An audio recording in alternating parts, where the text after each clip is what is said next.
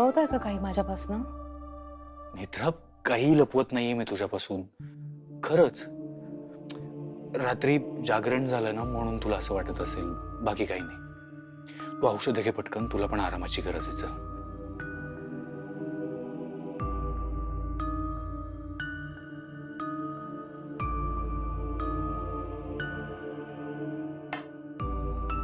माझ्या डोक्यातून विचार जातच नाहीयेत. म्हणजे म्हणजे बघा ना, हे सगळं कसं जुळून आलंय ना. त्रेतायुगात तुम्ही विरोचकाच्या वंशातले होता आणि साहेब आता आपलं बाळ सुद्धा विरोचकाच्या मुलाचा अंश आहे. पण त्याच्यावर असुराचे संस्कार नसतील, देवी आईचे संस्कार असतील.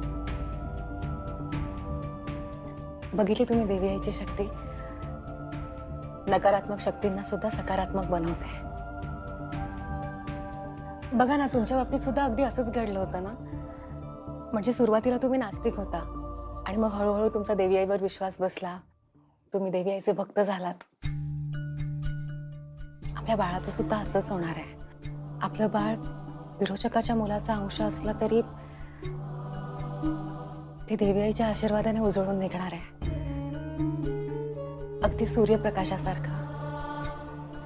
ज्या प्रकाशात आम्ही ध्वजावरचा तहाचा मजकूर वाचला होता ना, अगदी तसा प्रकाश. साहेब, आपलं बाळ खरंच खूप सुंदर नशीब घेऊन जन्माला येत आहे. कारण आपल्या बाळाची नियती खुद्द देवी आईने त्रेतायुगात लिहिली आहे. म्हणजे हा विचारच किती सुखावणार आहे ना. मला ना आता असं झालंय की मी कधी एकदा आपल्या बाळाला जन्म देते. फक्त या सगळ्यामध्ये एक गोष्ट चुकते. काय? मला माहितीये तुम्हाला मुलगी हवी आहे, पण आता असं वाटतंय की मुलगाच होईल.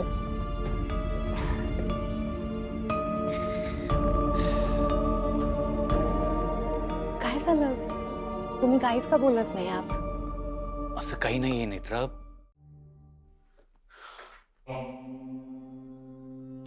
आपल्या घराला, आपल्या कुटुंबाला शाप लागलाय का हो? आपल्या कुटुंबाला शाप आहे का? मागे फाल्गुनीच्या बाळाचं ते तसं आणि आता नेत्राच्या पोटात जे बाळ वाढते. आत्ता वेळ मारून नेली आपण, पण कधी ना कधी नेत्राला सत्य सांगावंच लागेल. नाही नाही, असं नको करूया आपण. शिखर, आई हो, हे सगळं खूप कठीण आहे. नेत्रा आई होणार आहे म्हणून किती आनंदात आहे. तिला जेव्हा हे कळेल त्याच्यावर काय परिणाम होईल, काय अवस्था होईल तिची. शिखर, पण इंद्राणी प्लीज प्लीज माझं ऐका. आत्ता तिला हे नको कळायला. शिखर, तिला कुठल्या तोडणारे सांगणार होता. पण मला माहिती आहे नेत्रा एक देवी आईची मुलगी आहे, तिला देवी आईचं वरदान आहे, पण ती आता आई होणार आहे. आई एका प्रकारे तिचा हा पुनर्जन्मच आहे ना. देवी आईची मुलगी आता आई होणार आहे. कळतंय मला हे सगळं शिखर, पण अहो, चूक आपली आहे. खरं तर चूक आपली झाली. आपण कमी पडलो नेत्राची काळजी घेण्यात. जेव्हा आपल्या घरच्यांना कळेल तेव्हा त्यांचं काय होईल याचा विचार करा प्लीज. त्यामुळे तिला आत्ता हे सत्य कळायला नको. माझ्या आईचा, माझा आणि नेत्राचा जन्म देवी आईचं कार्य पूर्ण करण्यासाठी झालाय. मान्य आहे ना, मला हे सगळं मान्य आहे. आपण एका आईच्या भावनांचा नको का विचार करायला. आपण नेत्रासाठी ही परीक्षा आहे. कर्तव्य आणि भावना यातल्या एकाची निवड तिला करावीच लागेल.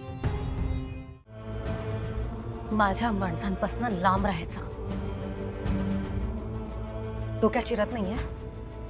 एवढी मतिभ्रष्ट झाली आहे? शांत हो, शांत हो. नको ओढाताण करूस आणि माझ्याबरोबर असं वागूच नकोस प्लीज. मला काळजी आहे तुझी. तुला माझा राग येतोय ना. मग तू 4 काय 40 थोबाडीत मार, मी काहीच नाही करणार. मला जपायचंय ग तुला, कारण तुझ्या पोटात माझा विरोचकाचा अंश वाढतोय. त्यामुळे तो जन्माला येत नाही तोपर्यंत मी जपणार तुला. तू काहीही कर, काही करणार नाहीये मी तुला, खरंच. तुझा अंश 5 महिन्यात जमीनदोस्त करणार आहे मी तुला. मग पाताळात शोधत बस तुझा अंश. माझ्या पोटात जे बाळ आहे ते देवी आईचा अंश आहे, आणि त्याच्या पायगुणाने त्याचा जन्म होता क्षणी मी तुझा वध करणार आहे. माहित नाहीये का तुला? हा, जाणवलं नसेल तर जाणवेल, नक्कीच जाणवेल. कारण तू माझा अंश आहे, तू शांत बसणार नाही. विरोचकाचा अंश आहे, तो अशांतता पसरवणारच. विश्वास बसत नसेल तर जा ना, जाऊन विचार तुझ्या त्रिनयनीला. म्हणावं, सांग बाई, कुणाचा अंश आहे, तुझा आहे की विरोचकाचा आहे? सांगेल ती तुला.